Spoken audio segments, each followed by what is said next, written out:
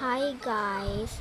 So ngayon may nagsabi daw na nawala daw ang bibig ng alaga ko dyan sa video ko na yan. Ang katuwa po kasi guys, hindi ko po alam kung bakit invisible po.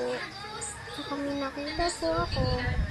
Tsaka hindi ko po kita yung kakambal ko po dyan sa tabi ko po. Opo, dyan po, dyan. Sa pinturo ko po. Sa sabi ko ng mukha ko. Dito po, dito siya, wala siya dyan. Ilang picture naman po ko na nandyan siya. Nag-picture ako na nandyan siya. Pero, wala talaga siya, be. Wala siya. Wala siya, Diba?